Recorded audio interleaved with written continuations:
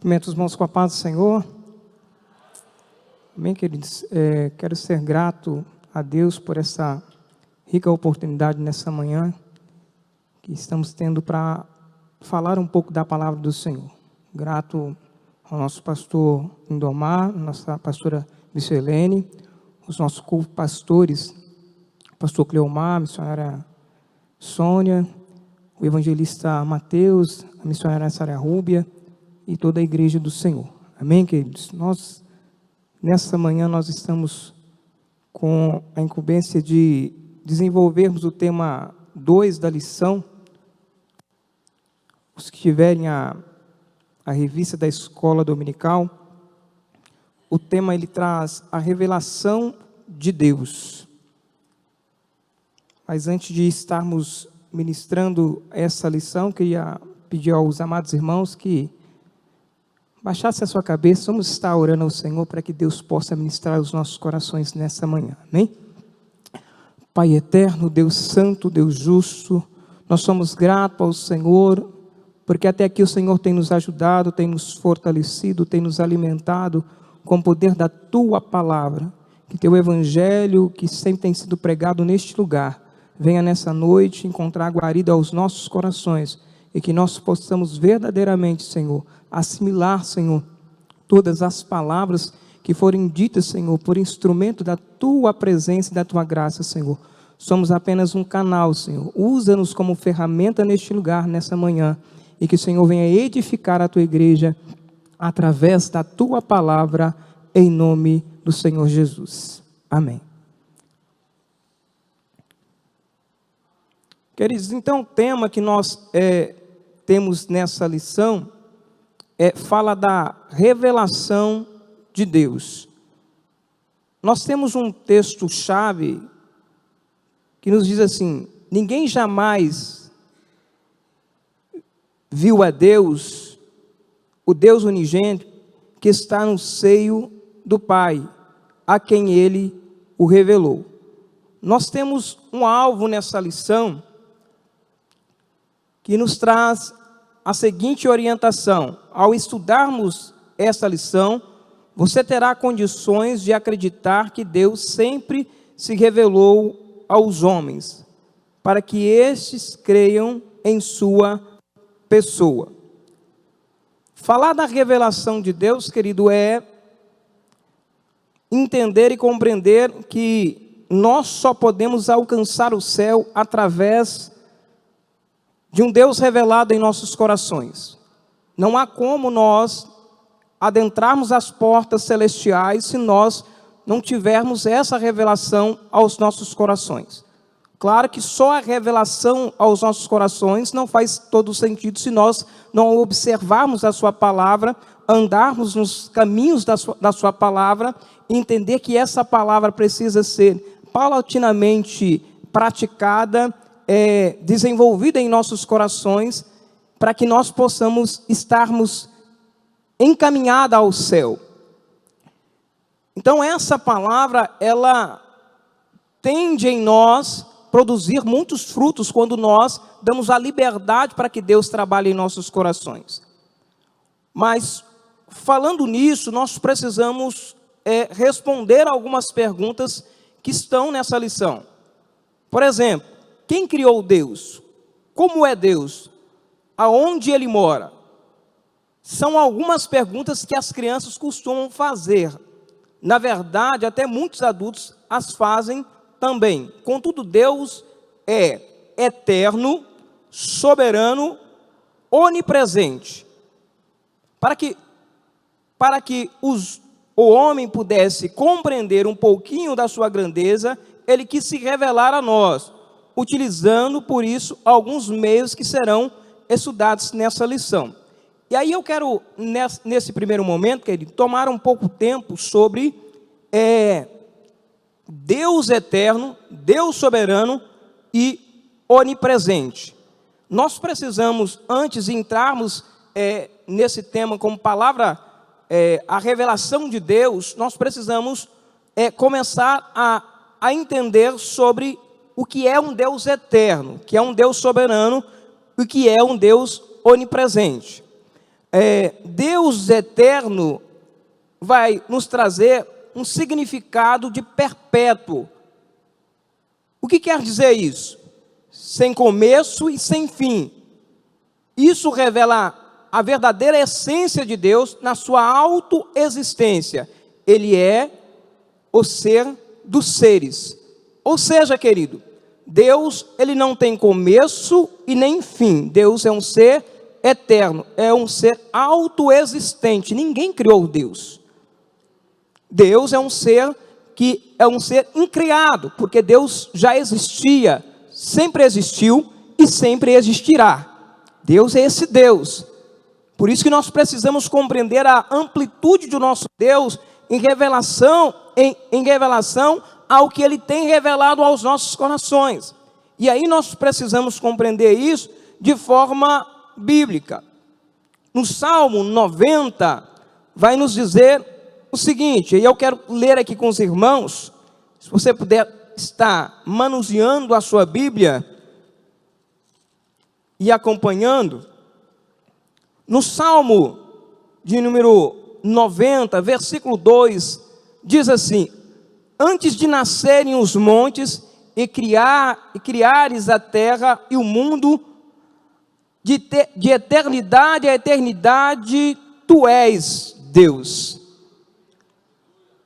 Ou seja, o salmista já nos declara que antes dele ter criado os montes, criado as terras, ele já era desde a eternidade. Quando nós olhamos o Gênesis capítulo 1, versículo 1, nós vamos perceber também esse detalhe, que indica que no início do tempo registrado, Deus já existia. A sua adoração que estende sem limite, ao passo da duração sem limite ao futuro deste tempo eterno.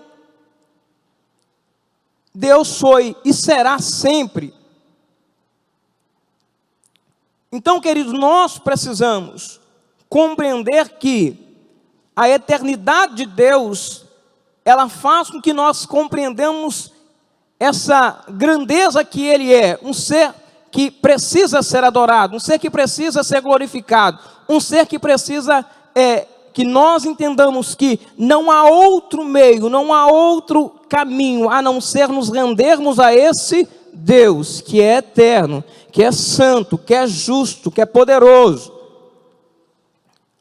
Nós temos uma outra referência que vai nos falar sobre, em Gênesis 3,14, que nos diz assim: quando Moisés foi comissionado por Deus ao israelita, como uma mensagem sua, Deus a revelou a Moisés como sendo autoexistente, descrevendo a sua eternidade, a sua imutabilidade, bem como a sua constância e fidelidade no cumprimento das suas promessas, do passado, do presente e do futuro. Ou seja, Deus, Ele se revela a Moisés ali na sarça ardente, e Ele fala uma expressão muito clara, mas ao mesmo tempo que Moisés, no primeiro momento, não compreende, porque ele diz assim: olha, eu sou que sou, me enviou, vá. E essa expressão para Moisés não foi muito clara, porque Moisés, até aquele primeiro momento, ele está tendo o primeiro contato da revelação com o Senhor. Embora ele nascesse no judaísmo, embora ele nascesse em Israel, nós vamos perceber que Moisés em si, ele vai ter a revelação de Deus após sair do Egito, quando ele foge e mata aquele egípcio e vai próximo de Jetro. E aí Deus começa a revelar a Moisés quem ele é. E muito de nós, querido, também é assim. Nós talvez passamos por alguns processos na nossa vida, nós tomamos algumas decisões na nossa vida que parece que estão corretas, mas no fim trazem algumas consequências desastrosas. E aí nós deparamos procurando uma identidade, alguém para que possa nos orientar, nos capacitar, nos dirigir. E aí nós encontramos esse Deus revelado em nossos corações, quando nós damos a liberdade para que esse Deus venha se revelar a nós. E Moisés, nesse primeiro momento, teve curiosidade de chegar até aquela sarça ardente, e Deus se revelou a Moisés. Por isso que é importante para cada um de nós entendermos a revelação de Deus como primordial para a nossa adentrar ao céu. Porque sem essa revelação, sem esse conhecimento prévio, nós ficaremos talvez batendo para um lado, para o outro, sem saber para onde nós iremos. Mas quando nós temos a revelação em nosso coração, quando nós aceitamos essa revelação em nosso coração, quando nós entendemos que Deus é eterno, que Ele é o Criador de todas as coisas, que Ele é o sustentador de todas as coisas, nós começamos a compreender que nós temos um caminho, que nós temos um destino, que nós temos um Senhor, que nós temos um governador sobre nós. Nós começamos a entender que esse Deus é um Deus que é todo poderoso em nossas vidas, queridos. E aí nós temos talvez não a maior revelação, que é uma declaração de Jesus Cristo. A maior declaração e a maior afirmação foi dita pelo próprio Jesus, que se encarnou também, constatou-se a sua divindade e eternidade. Constatou-se a sua divindade e a sua eternidade.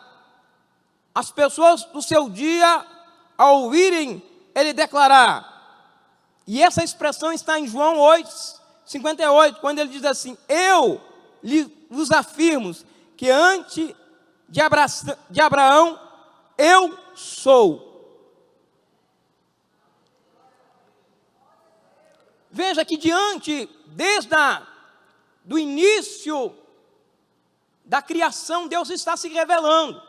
Deus se revela ao homem ali em Gênesis. Deus cria o homem e se revela ao homem em Gênesis. Quando a Bíblia declara que Deus cria o homem à sua imagem e semelhança, existe uma palavra chamada emagodei, e é exatamente isso, a imagem e semelhança de Deus. Ele traz essa expressão para entendermos que a nossa identidade vem do eterno. O nosso andar, o nosso caminhar vem do eterno.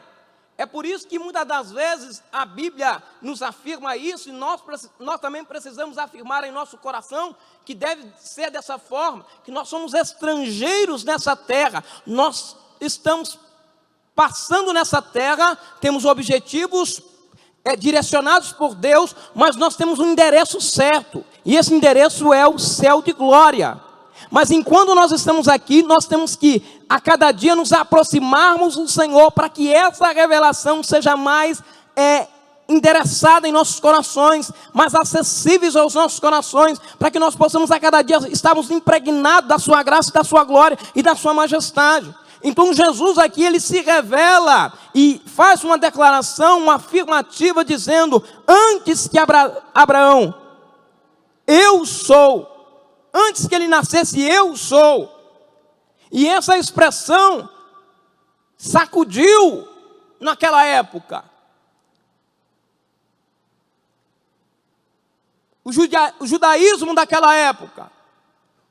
Os mestres naquela época quiseram apredejar a Jesus por essa declaração. Mas nós precisamos entender e compreender que Jesus, ao fazer isso, ele está de uma forma realmente trazendo uma expressão que nós precisamos entender nos nossos dias, queridos. A maior revelação não está naquilo que nós produzimos. A maior revelação não está naquilo que nós obtemos de nós mesmos. A maior revelação vem do Senhor. Se eu quero verdadeiramente ser um servo, uma serva do Senhor, falando das irmãs, eu preciso compreender e entender essa revelação vindo ao meu encontro, e eu preciso encontrar uma identificação dentro da palavra, para vivermos verdadeiramente um evangelho genuíno, algo autêntico, algo que traz edificação ao meu e ao teu coração. E Jesus, ao revelar isso, ele está dizendo: eu sou divino, eu sou eterno, eu sou aquele que veio para revelar ao Pai, eu sou aquele que veio para trazer novidades àqueles que precisam estar sendo desvendada o seu olhar, o seu pensamento, porque a Bíblia declara que Jesus, quando ele fala na cidade de Zebulon, na cidade de Naftali, quando ele está falando isso, ele está dizendo: havia treva, mas raiou a grande luz. Que luz é essa? Jesus Cristo de Nazaré revelando o Pai.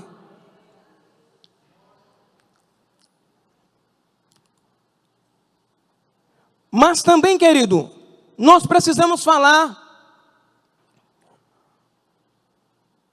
do atributo da soberania de Deus, que significa: Deus é o chefe, é o rei, a autoridade suprema, que tem domínio sobre toda a criação.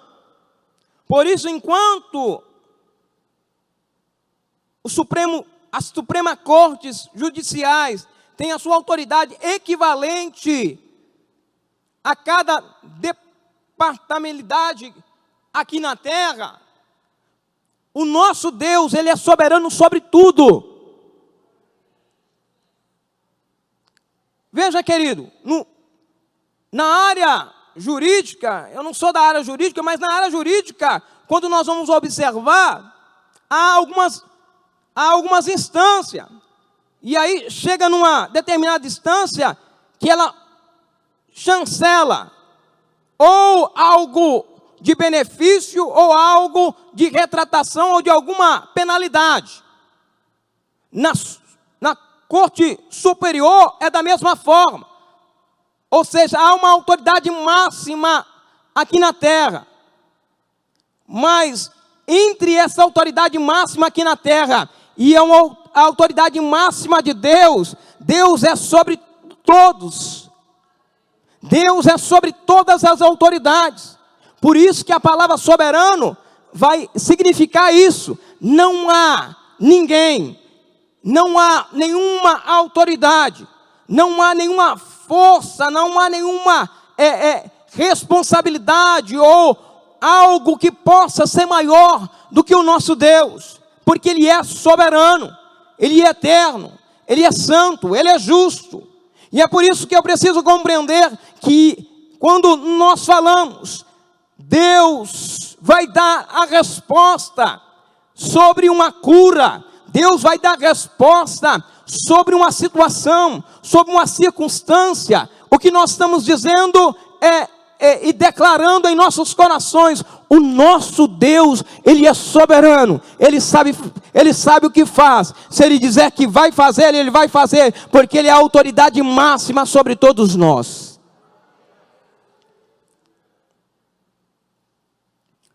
Mas também nós temos, querido, o atributo onipresente. É um atributo divino que significa: Deus está presente em todos os lugares ao mesmo tempo. E aí eu quero usar a passagem do Salmo 139, que é uma expressão de Davi. Se você puder estar acompanhando comigo.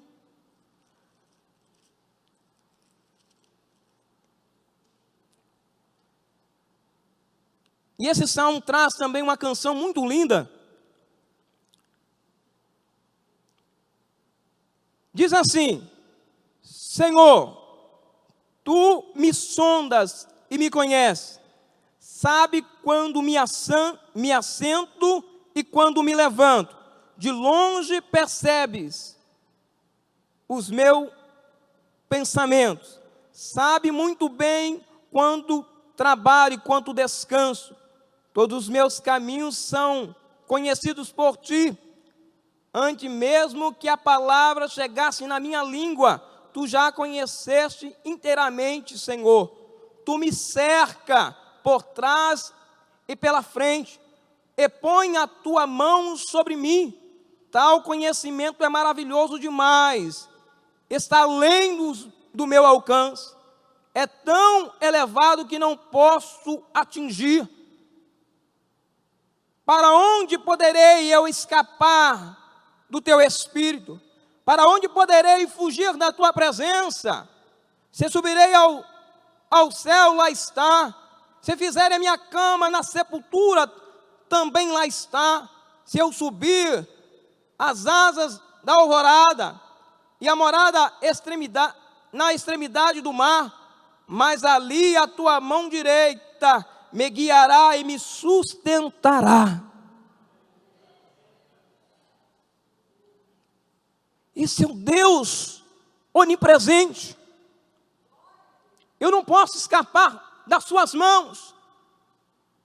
Por isso que eu entendo, querido, que nós precisamos ter uma vida de piedade. Há duas palavras aqui que são contraditórias à outra. Quando se fala em piedade, se fala de algo mal. Mas quando se fala de piedade, se fala de algo consagrado. Algo que traz edificação aos nossos corações. Algo que forja o nosso caráter. Algo que forja as nossas vidas para estarmos crescendo paulatinamente até a varonecidade perfeita. E pensando nisso, nós precisamos compreender que quando nós falamos esse salmo, que ninguém se escapa da mão de Deus, é entender que a nossa vida cristã, ela precisa ser pautada na palavra de Deus. Como o Tiago diz lá, que nós devemos não ser só ouvintes, mas praticantes da palavra de Deus. Ele está associando a nossa fé, a nossa piedade e a prática diária. Ou seja, eu preciso ser um cristão, um servo, uma serva autêntico na sua palavra, porque nós servimos a um Deus onipresente. O pastor pode não ver, o líder pode não ver, o irmão que talvez traz uma orientação sobre uma situação que você ainda precisa superar e se converter nessa situação, não pode ver, mas o Deus onipresente vê tudo e contempla todas as coisas.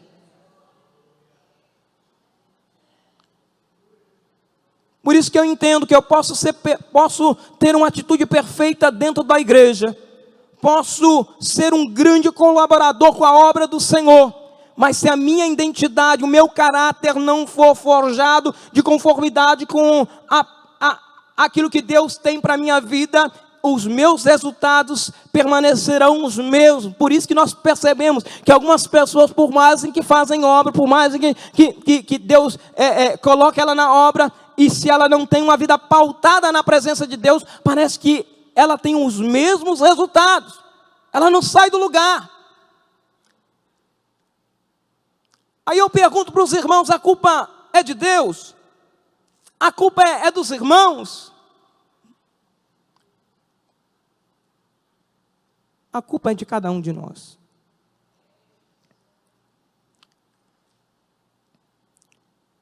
Então, esses três atributos vão nos fazer entender como Deus nos vê. Ele se revela a nós, Ele é soberano, Ele é onipresente. E esses atributos vão trazer algo muito especial para cada um de nós. Porque isso vai nos fazer entender como Deus nos vê e como nós precisamos ver a Deus. Talvez até hoje, alguns de nós não percebemos quem é Deus. Então hoje, você pode chegar a um entendimento. Deus é um Deus eterno. Deus é um Deus soberano. Deus é um Deus onipresente. E aí nós temos a revelação geral. Aqui no tópico 1. A revelação geral é suficiente para despertar no homem a consciência da existência de Deus. Alguém criou todas as coisas, sustenta o universo e colocou dentro do homem a noção do certo e do errado. Ou seja, nós precisamos compreender nesse tópico que a revelação geral, ela é uma revelação geral para todos, mas que Deus colocou em nosso coração, que há uma expressão teológica, que é um conhecimento inato. Esse conhecimento inato é um conhecimento em que nós podemos observar as coisas e, ao observar as coisas, nós percebemos que existe um ser soberano, superior, que criou tudo. Nós começamos a olhar e a ver e a observar que todas essas coisas teve um ser superior que criou, e que não há como, tudo está bem ajustado. E aqui, nós podemos, querido, perceber isso. Eu quero ler um texto com os irmãos, está lá em Hebreus, capítulo 1.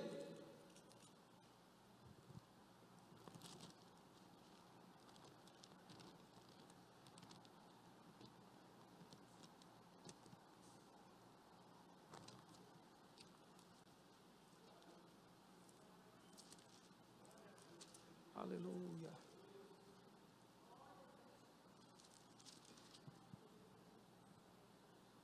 Olha que diz o texto em Hebreus, a carta aos Hebreus. Diz assim, a partir do verso 1: há muito tempo Deus falou muitas vezes e de várias maneiras aos nossos antepassados, por meio dos profetas, mas nesses últimos dias nos falou pelo seu Filho, a quem constituiu de todas as coisas e por meio de quem fez o universo. O Filho, o esplendor da glória de Deus, a expressão exata do seu ser, sustentando todas as coisas por sua palavra poderosa.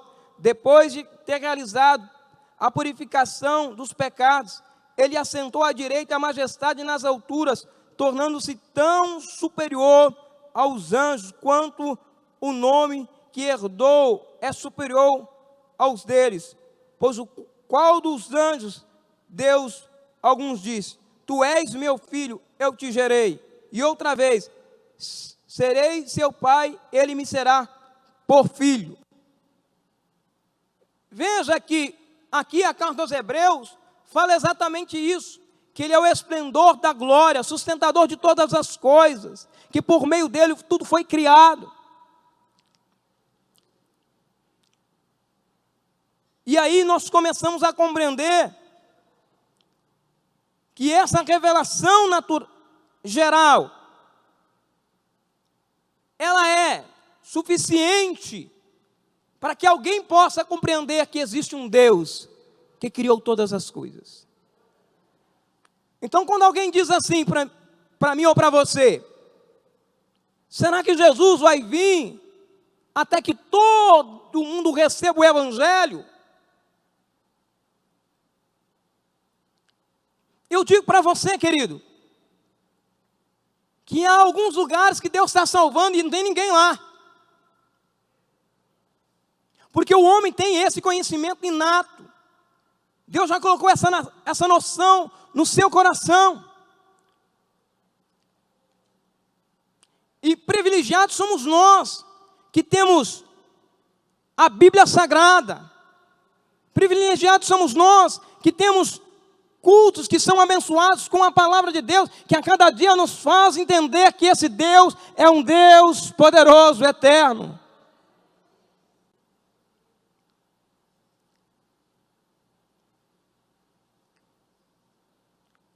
Aí nós temos aqui, na revelação geral, encontramos os seguintes meios pelos quais Deus se revelou. Primeiro, Deus se revelou pela a natureza.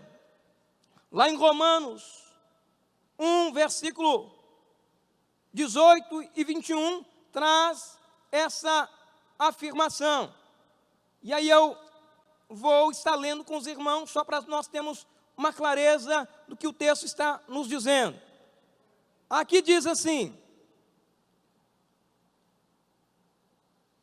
portanto, a ira de Deus se revela dos céus contra toda a impiedade. Lembra que eu falei da impiedade? Injustiça dos homens, que suprem a verdade pela injustiça. Pois o que Deus pôde conhecer se manifestou entre eles, porque Deus se manifestou.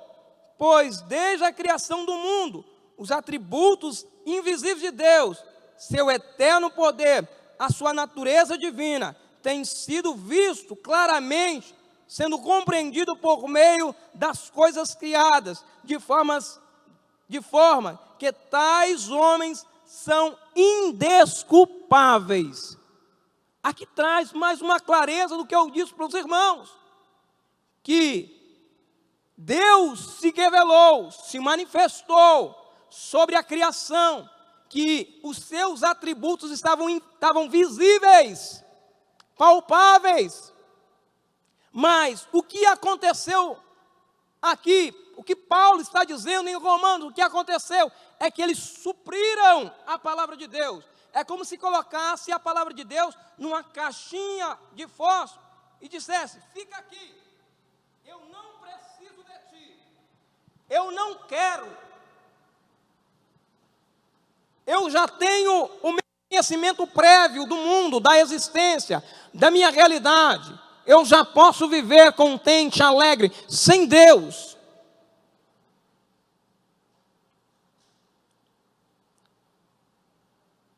E aqui há a expressão que eles são indesculpáveis, porque ao mesmo tempo que eles suprem a verdade de Deus, eles andam em impiedade e injustiça, fraudulando a verdade de Deus. E aí nós vemos que pela natureza, pela criação, Deus pode ser contemplado. Aí aqui tem a providência divina para a humanidade, como as estações frutíferas, sol, chuva e etc. E aí eu quero ler um texto com os irmãos também aqui em Colossenses, capítulo 1, versículo 17.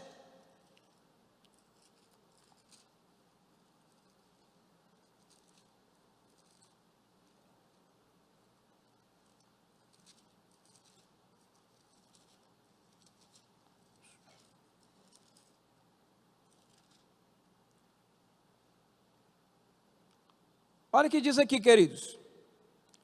Eu vou ler a partir do versículo 15, que traz assim: Ele é a imagem do Deus invisível, o primogênito de toda a criação, pois nele foram criadas todas as coisas no céu e na terra, as visíveis e as invisíveis, seja um trono ou soberania, poderes ou autoridades. Todas as coisas foram criadas por ele e para ele. Ele é antes de todas as coisas, aí fala da eternidade, nele tudo subsiste, ele é a cabeça do corpo que é a igreja, ele é o princípio e o primogênito dentre os mortos, para que em tudo tenha supremacia, pois foi do agrado de Deus que nele habitaste toda a plenitude.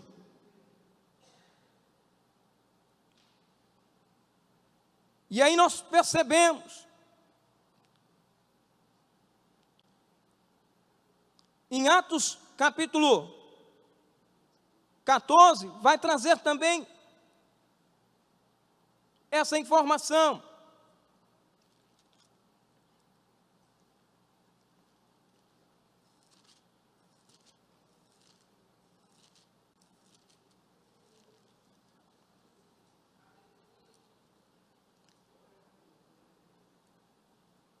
Atos 14, 17 diz assim: contudo, Deus não ficou sem testemunho mostrou a sua bondade, dando-lhe chuva do céu, colheita no tempo certo, concedendo-lhe sustento, com fartura e com o coração cheio de alegria. Então nós podemos contemplar na revelação geral Deus trabalhando, mas também nós podemos ver Deus trabalhando na natureza moral do homem. E aí, nesse mesmo livro aqui de Atos dos Apóstolos, capítulo 17, vai nos trazer a expressão aqui no versículo 29, dizendo assim: assim, visto que somos descendentes de Deus, não devemos pensar que a divindade é semelhante a uma escultura de ouro, prata ou pedra, feita pela arte e imaginação do homem. Por que essa expressão, querido? Porque Deus colocou em nossos corações a noção do certo e do errado. Deus colocou em nossos corações algo que não tem como nós deixar de observar se nós não colocarmos isso como pauta na nossa vida diária. Deus colocou em nossos corações o certo e o errado e nos deu a opção de escolha, ou seja, nós decidimos se nós queremos servi-lo, queremos adorá-lo, queremos colocar as nossas vidas em disposição do seu reino, ou se nós queremos renegar esse Deus. Nós temos essa opção, mas o que Deus mais quer na nossa vida é que nós nos aproximemos dele, para que ele possa fazer coisas maravilhosas em nossos corações. Então Deus quando colocou Adão e Eva no jardim do Éden, Deus deu a opção e o livre-arbítrio para que eles pudessem decidir.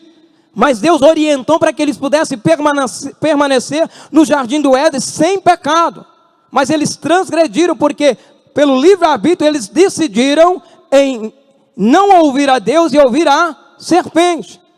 E nós também temos esse livre-arbítrio de fazer o certo e errado. Nós temos a noção do certo e do errado, mas nós podemos decidir o nosso futuro espiritual, e eu digo espiritual porque nós somos servos do Senhor, e como servos do Senhor nós precisamos compreender que se nós queremos ter um lugar reservado para nós, nós precisamos entender que essa observação precisa ser diária em nossas vidas. Eu preciso a cada dia me observar, eu preciso a cada dia colocar a minha vida em disposição de Deus, para que a minha decisão não seja uma decisão errônea. Por isso que Deus coloca o senso moral em meu coração. Por isso que esse senso moral em meu coração, em seu coração, a cada dia que nós nos aproximamos de Deus, ele é mais acurado, ele é mais aflorado em nós. Porque quanto mais nós buscamos a Deus, quanto mais nós nos aproximamos de Deus, mais Deus vai trabalhando em nossos corações, e nós começamos a identificar as coisas que são erradas, não para julgar, mas nós identificamos as coisas erradas para que nós possamos não ser engoldados ao erro, mas estarmos atentos, dizendo: eu sou um servo, as irmãs, eu sou uma serva, e isso não me pertence. A minha realidade é outra, o meu caráter é outro, e aí eu preciso a cada dia buscar essa identidade em Cristo Jesus.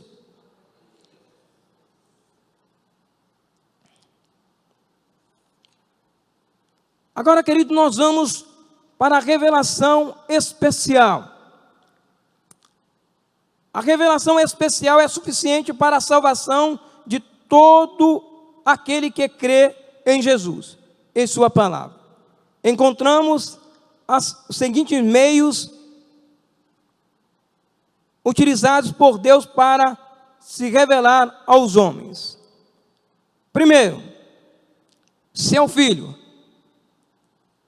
No Evangelho de João, capítulo 1, versículo 18, traz também, um texto que nos orienta a entender que essa revelação, ela é passada por nós através do seu Filho. E aí eu quero ler com os irmãos aqui.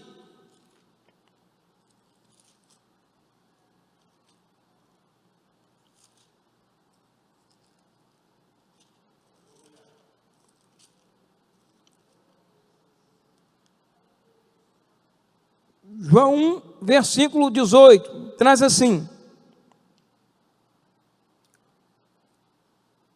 ninguém jamais viu a Deus, mas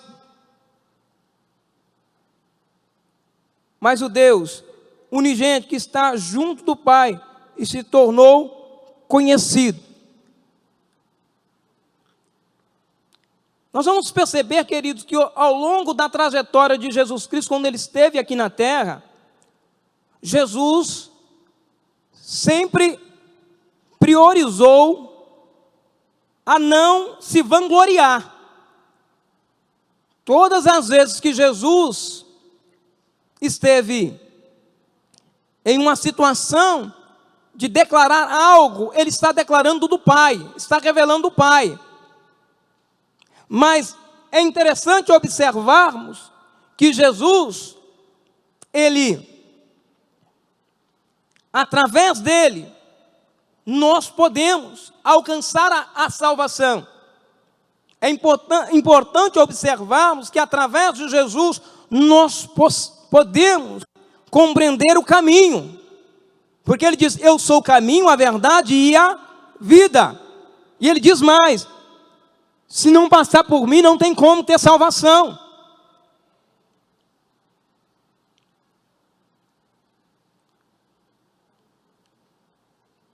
E nós temos também uma outra ferramenta. Jesus é a maior ferramenta na nossa vida. Eu falo ferramenta no sentido que nós precisamos compreender que Jesus é o maior valor que nós temos que ter na nossa vida. Não tem outro valor comparável a Jesus. Não há ouro, não há prata, não há diamante, não há nada comparável a Jesus. Jesus é a maior riqueza que eu posso ter, a maior riqueza que você possa ter no seu coração. Pode chegar o maior bilionário, trilionário, dizer, Marcelo, eu tenho isso para ti. Eu digo, olha, esse valor não compra o meu Jesus. Por isso que nós percebemos que no mundo missionário, muitos dão a sua própria vida, porque reconheceram que a salvação vem por Jesus, reconheceram que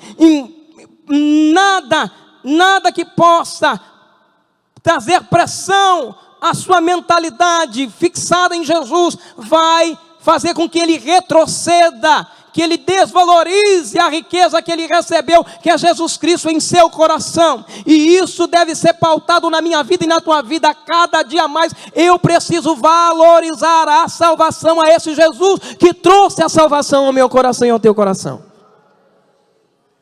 Ele se prontificou a se revelar a nós. Quando nós ouvimos ali em João 3,16, que Deus amou o mundo de tal maneira, e a expressão de tal maneira nós não podemos quantificar ou tentar explicar, mas nós podemos entender que Deus foi decisivo em introduzir o seu Filho na terra para que ele pudesse revelar ao Pai, para que ele pudesse revelar essa palavra especial ao meu e ao teu coração nessa manhã.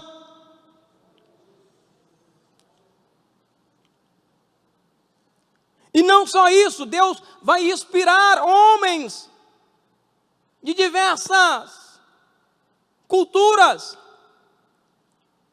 para trazer esse manual tão poderoso, que traz edificação, que traz graça aos nossos corações, que nos faz entender que não há outro caminho, não há outra direção, não há outra coisa que possa nos fazer escapar desse mundo tão tenebroso. Só existe algo que pode nos fazer escapar desse mundo tenebroso, é Jesus e a sua palavra, queridos. Não tem como.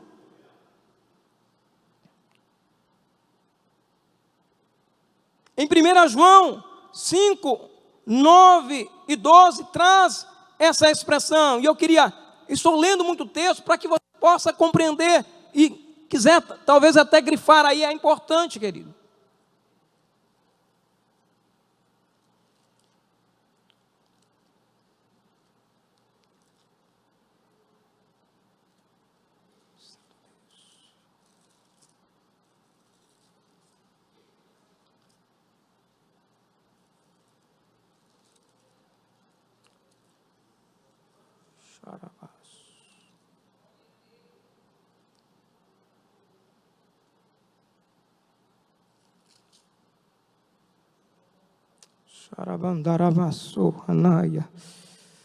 Aleluia.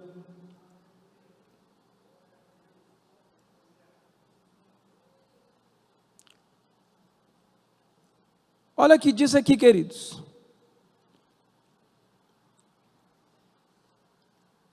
Verso 9.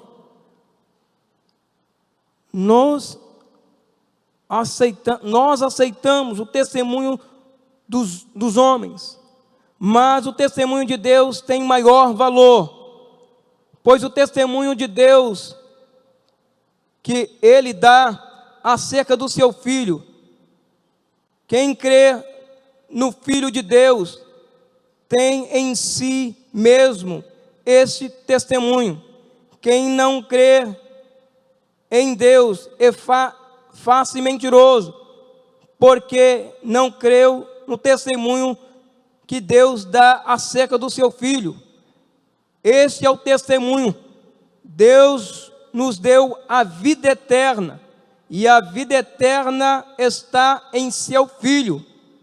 Quem tem o Filho tem a vida.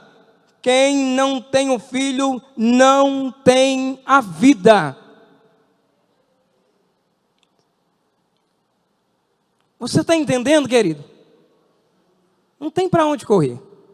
Ou você tem Jesus e tem a vida, ou você não tem Jesus e não tem a vida. Muitos nos dias atuais têm escolhido a não ter Jesus. E aí eu costumo dizer que são cadáveres ambulantes andando pela terra.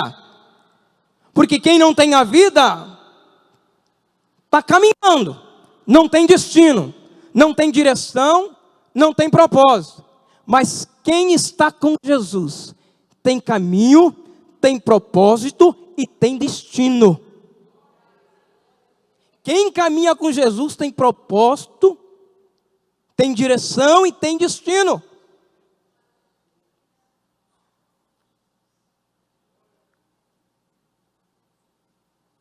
E aí nós vamos para o tópico 3, que fala da existência de Deus. Como podemos saber que Deus realmente existe? Há pelo menos 3 fortes argumentos sobre essa grande verdade. Todas as pessoas têm uma intuição da existência de um ser superior, Deus. E aí eu já falei para os irmãos que é o conhecimento inato, aquele que Deus coloca em nossos corações. Ele nos dotou desse conhecimento para a observação daquilo que Ele criara sobre essa terra. Ao testemunho das Escrituras, foi que eu também falei para os irmãos sobre a palavra do Senhor. E percebemos todas as coisas que foram criadas, pela observação. E aí nós temos a intuição humana aqui. Em todos os povos do mundo, as pessoas mesmas, as mais céticas, têm noção de que existe um ser superior, que exerce alguma influência sobre elas. O apóstolo Paulo falou sobre os descrentes e disse que eles tinham conhecimento de Deus, mas não honravam como Deus e nem demonstravam nenhuma gratidão. Nós falamos também sobre isso, que eles focavam a palavra de Deus, reprimiam a palavra de Deus, viviam em impiedade, viviam em injustiça e negavam essa verdade. Mas também há uma expressão em Salmo 53, verso 1, que vai falar da insensatez do homem, que diz assim: diz o insensato em seu coração, não há Deus. Eu lembro de um amigo meu, nós jogávamos futebol, nós íamos sempre para casa de tardinha jogar futebol, chamava Rodrigo Federico.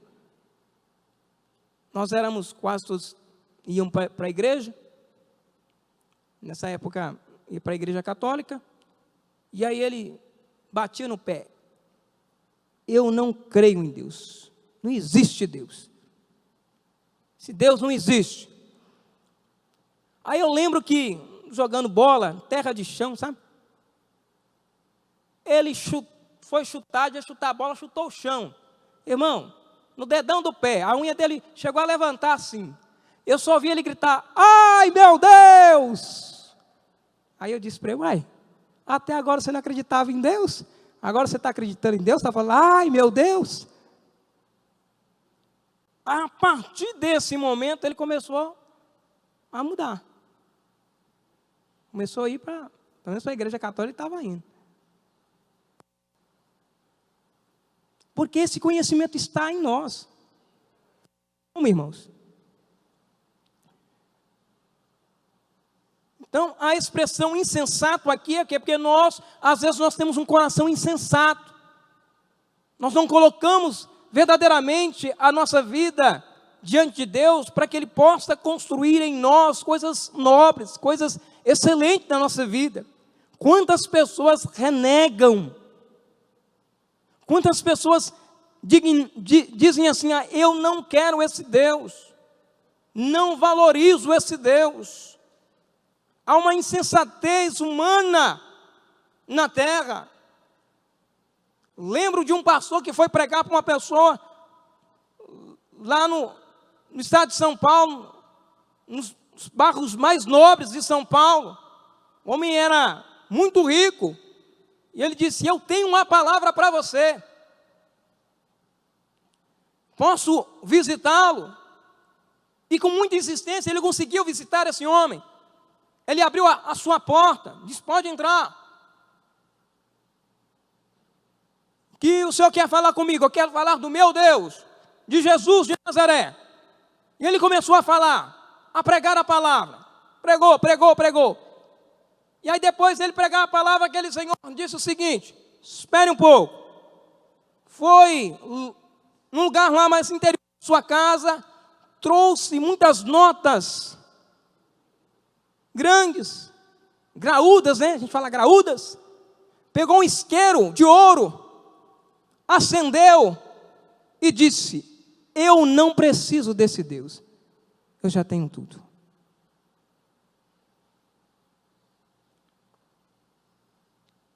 Isso é uma insensatez. Por isso que muitas pessoas, aí eu não falo que Deus está pesando a mão, mas preste bem atenção. Muitas pessoas poderiam ser muito mais abençoadas se realmente voltasse para a palavra de Deus. Quantas pessoas que têm riqueza, quantas pessoas que têm propriedades, mas elas não conseguem usufruir dessas propriedades. Algumas pessoas têm deficiência na saúde, outras pessoas talvez não podem vivenciar tudo aquilo que... As pessoas têm dinheiro para comprar, para ir em shopping, em restaurantes mais famosos, mas ele não pode comer uma cenoura, não pode comer uma beterraba, não pode comer nada. Sendo que Jesus pode fazê-lo muito mais rico. Ele vindo para a casa do Senhor.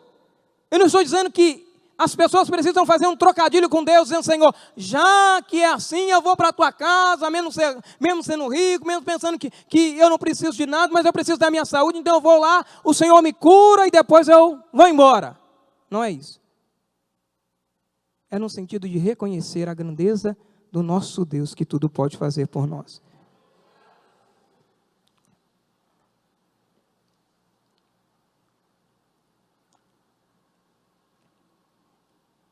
E aí nós temos aqui, querido,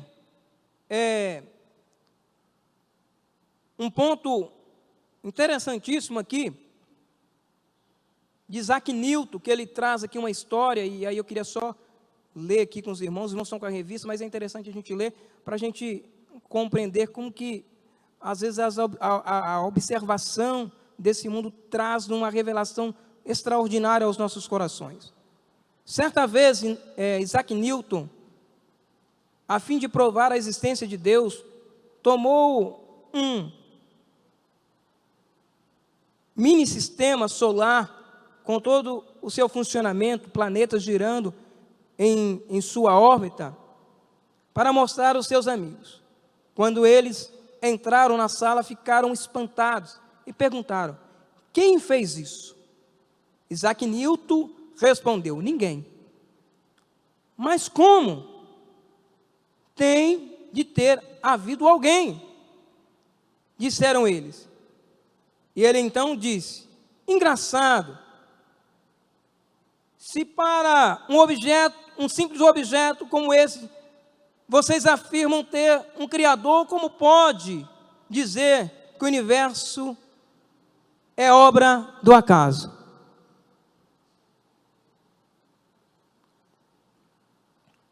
E aí a gente entende, compreende que a gente às vezes precisa montar parece uma história, um enredo todo, e não dizer que isso aqui é uma representação de uma revelação de Deus nas nossas vidas, para que a pessoa possa observar e entender que verdadeiramente existe um ser soberano. Isaac Newton fez isso. Ele disse: engraçado, né? Simples objeto, algo simples, vocês colocaram tanta importância, mas não entendem que essa importância que vocês estão dando, deveriam dar a maior importância ao ser que criou essa simples demonstração de um sistema solar, de uma órbita, de planetas, de galáxias, de estrelas. Vocês estão observando, estão vendo, contemplando, e entendem que existe um ser superior, que criaste todas essas coisas. Ou entendem que alguém criou, não que um Deus superior criou, mas não conseguem se dobrar, não conseguem se prostrar a uma realidade, uma afirmativa, que existe um Deus soberano. E quantos, queridos, nos dias de hoje, tem essa concepção? A filosofia dos dias atuais tem trazido uma destruição, uma desconstrução daquilo que é a palavra de Deus. Porque eles trazem um conceito de beleza, eles trazem um conceito de bom senso, eles trazem um conceito de que tudo é aceitável. Eles entendem que na filosofia nós podemos viver bem, se nós contemplarmos a realidade da natureza, das pessoas, se nós nos relacionarmos e tivermos um pensamento filosófico perfeito para todas as coisas, trazendo um conceito que é puramente terreno. Mas quando nós olhamos para a revelação divina, nós compreendemos que há algo muito maior, muito mais sublime, muito mais eterno, muito mais plausível para nós contemplarmos e buscarmos para nós. E as pessoas não compreendem isso. Eu lembro que quando eu me converti, e eu me converti no velório do meu pai, quando eu cheguei em casa, eu parecia uma criança, rindo. E não era uma coisa de emoção, porque às vezes quando alguém falece na nossa parentela, muitas das vezes a emoção, alguns choram demais, outros ficam meio que perplexos, outros ficam meio reclusos, outros talvez ficam meio que parecem bobados, mas não, querido. Naquele dia eu entendi, compreendi que Deus estava se revelando a mim. Para os irmãos entenderem e compreender, na igreja católica, eu fui quase padre, e na igreja católica Deus começou a me revelar, eu descendo as águas, eu com paletó, eu no púlpito pregando a palavra, E eu dizia: que é isso que está acontecendo comigo? Eu comecei a ler mais a palavra, comecei a buscar mais a palavra. Lembro até hoje que tinha um irmão que chamava André, que ele tocava violão. Nós ficávamos discutindo à noite, quase a noite toda, às vezes até umas 2, 3 horas da madrugada, falando sobre a Bíblia, ele pregando a palavra para mim e eu rebatendo. Mas hoje eu agradeço aquele servo do Senhor, porque ele foi paciente comigo, e Deus foi, através de uma revelação de Deus na minha vida, Ele trouxe algo especial, e hoje eu posso dizer: estou aqui para a honra e glória do nome do Senhor Jesus. Então essa observação é importante para nós. E se eu perguntar a cada um dos irmãos, Deus revelou de uma forma especial aos corações dos irmãos. Cada um tem a sua história. E eu tenho certeza que essa história é muito especial aos irmãos, e os irmãos valorizam muito. E aí nós temos a evidência nas Escrituras. Embora tenhamos falado, eu quero só citar algumas. Encontramos também a evidência da existência de Deus nas Escrituras, como já observamos em alguns textos, e também nas coisas que foram criadas. No Salmo 19, verso 1 diz assim: disse Davi: os céus contemplam a glória de Deus, o firmamento anuncia a obra das suas mãos, enfatizando que através da criação toda a obra de Deus é anunciada. É como se fosse alguém com uma trompete, sinalizando: Deus existe, Deus é o Criador, Deus é o sustentador, Deus é soberano, Deus é eterno, passando por todas as cidades, dizendo: existe um Deus. Eu não sei se você lembra da época dos jornais, que as pessoas passavam extra, extra, extra. Não sei se vocês lembram disso. Talvez não é da época de vocês, mas é da minha época. Porque havia alguma notícia nova. E assim é o Evangelho. O Evangelho precisa ser proclamado. E aqui o Evangelho é proclamado na sua palavra, na sua criação. É anunciado através de Deus e através de Deus. Em Atos dos Apóstolos, capítulo 14, 17, diz assim, mas às vezes, acho que eu já li esse texto, já. Vou pular. Atos 17, 25. Temos a afirmativa paulina de que Deus é quem a todos dá a vida e a respiração e tudo mais. Ou seja, Deus é o doador da vida. Eu acredito, queridos, se nós, através da nossa infância, fôssemos ensinados, e aí eu procuro a fazer isso com a minha filha, e acredito que os pais que estão aqui também fazem, a começar a demonstrar quem é Deus, a fazer as observações. Eu creio que na maturidade espiritual, os nossos filhos terão uma compreensão extraordinária desse Deus, se aproximarão mais desse Deus, desejarão mais esse Deus, buscarão mais esse Deus, de uma forma que nós não podemos nem compreender, mas que isso vai sendo a cada dia semeado no coração, quando nós nos propomos a fazer isso. Romanos 1, verso 11, diz assim: por meio das coisas que foram criadas, por isso toda a humanidade não tem nenhuma desculpa em dizer que nunca tiveram prova alguma da existência de Deus. Não há desculpa.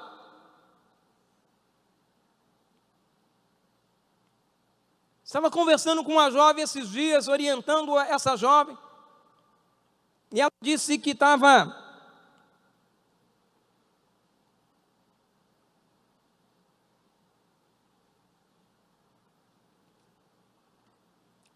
afastada dos caminhos do Senhor.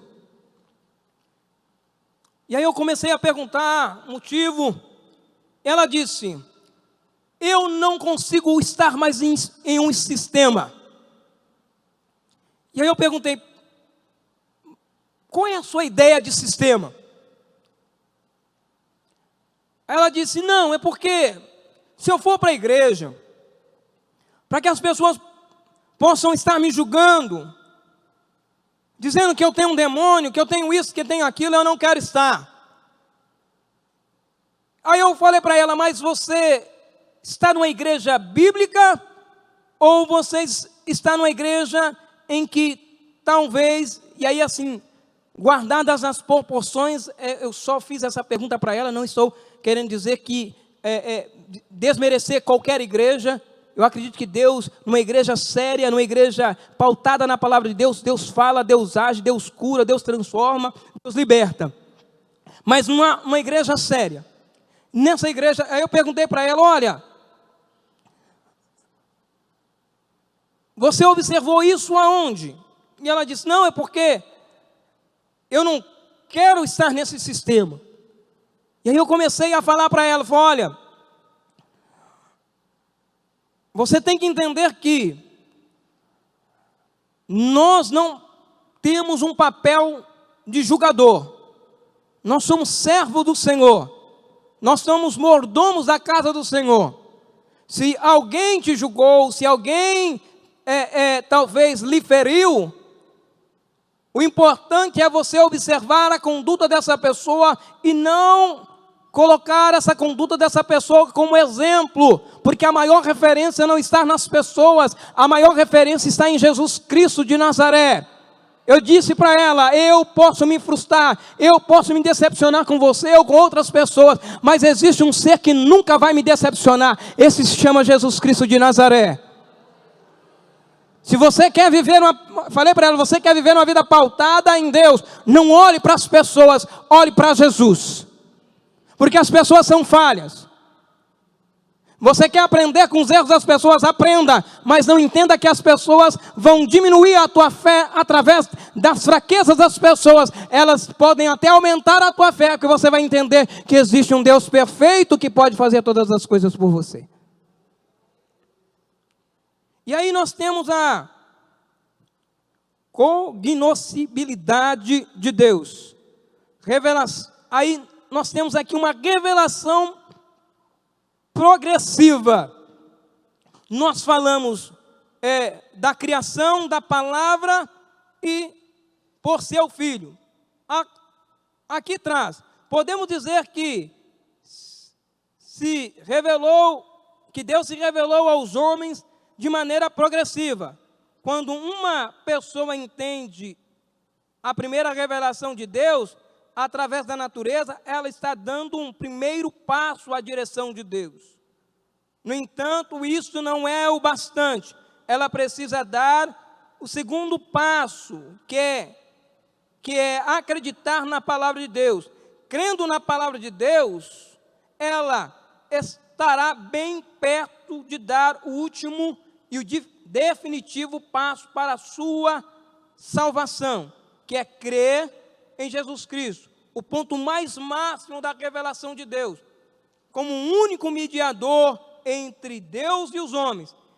O entendimento na primeira revelação de Deus, assim como crer na palavra, porém, provém da graça de Deus e do seu Espírito Santo. Então nós temos essa escala, assim dizendo, nós temos a revelação na criação, nós temos a revelação pela sua palavra, nós temos a revelação pelo seu Filho, e nós entendemos que nós não podemos parar na revelação da criação, nós não podemos parar na revelação da sua palavra, nós precisamos atingir o ponto mais alto da nossa relação com Jesus Cristo de Nazaré, que é alcançar a nossa intimidade, a nossa comunhão com Jesus Cristo de Nazaré. Tem até uns irmãos, né, que passou até comenta aqui, tem uns irmãos que parece que tem um pouco doido, né, que começa a conversar consigo mesmo, mas não é consigo mesmo. Porque quem tem intimidade com Jesus Cristo está conversando com Ele.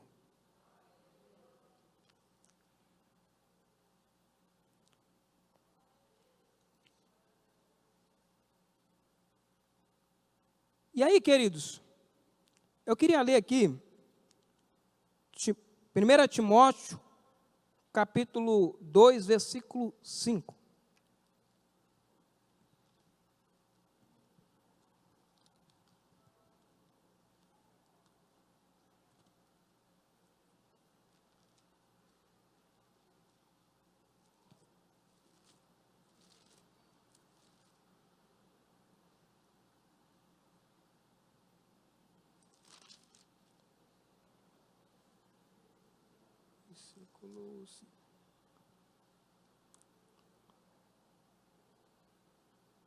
Eu vou ler a partir do verso 3, diz assim: isso é bom e agradável perante Deus, nosso Salvador, que todos os homens sejam salvos e cheguem ao conhecimento da verdade, pois há um só Deus, um só mediador entre Deus e os homens, um homem, Cristo Jesus, o qual se entregou a si mesmo como resgate por todos. Este foi o testemunho dado em seu próprio tempo. Então Timóteo traz exatamente isso que nós começamos a falar na introdução, que não há nenhum meio a não ser Jesus Cristo. Ele é o mediador entre Deus e os homens. Não há outro meio, não há outro caminho. E aqui diz que ele, o próprio, é o testemunho no seu tempo. Porque Jesus Cristo foi introduzido aqui na terra, e ele revelou ao Pai, e ele foi o testemunho do seu Pai aqui na terra. Quando João Batista ele diz assim: é necessário que eu diminua e que ele cresça, diz: eis o Cordeiro de Deus que tira o pecado do mundo. João Batista estava fazendo uma declaração daquele que viria para revelar o Pai aos nossos corações. João Batista estava preparando o caminho para que Jesus pudesse trazer a maior revelação. João Batista sacode, talvez, a mentalidade daquela época, dizendo: raça de víboras, quem vos fez fugir da ira vindoura? Mas o que João Batista queria dizer é trazer uma declaração: vem um novo tempo. Em Gálatas vai dizer isso: vindo a plenitude do tempo. E essa plenitude do tempo é que Deus organizou o mundo para receber Jesus. Olha que Deus perfeito, queridos. Jesus vem numa época que chama pós-grega romana, em que Alexandre o Grande ele faz toda uma composição de estradas para que as pessoas pudessem ir e vir. E Roma, quando chega o Império Romano, está tudo preparado. Tanto que a língua grega, ela na época foi introduzida. Introduzida não, ela deixou permanecer essa língua, por uma questão como hoje é o inglês. O inglês é talvez uma língua universal, em que alguns países falam uma outra língua, né? Por exemplo, na África, as pessoas falam francês, o inglês e outras línguas, eu não sei dizer quantas, mas falam muitas línguas. E aí, nessa época, Deus preparou o mundo de uma forma harmônica. E aí, quando eu falo harmônica, não no sentido que Deus deixou tudo em paz, não é isso. É no sentido que Deus deu toda a ferramenta necessária e introduziu o seu Filho para que ele pudesse revelar o Pai. E hoje nós estamos aqui, para a glória de Deus. Quero fazer a conclusão dessa lição, fazendo algumas perguntas para nós. Você acredita que tudo o que existe no universo é criado por Deus? Acredita que a Bíblia é a palavra de Deus revelada aos homens? Crê que Jesus é o único caminho para se chegar a Deus? Foi através da revelação de Deus, e eu tenho certeza que cada um de nós tem a resposta como sim. mas foi através da revelação dele aos nossos corações que nós chegamos a esse senso, essa inteireza de coração de respondermos que sim, nós cremos que o Senhor é o nosso Criador, que o Senhor é o nosso sustentador, que Ele é a nossa base de fé e de esperança e que Ele vai nos levar para o céu de glória. Amém, queridos? Deus abençoe aos irmãos, aquilo que eu não pude transmitir aos irmãos, que o Espírito Santo possa esclarecer as mentes dos irmãos para a honra e glória do nome dEle. Amém?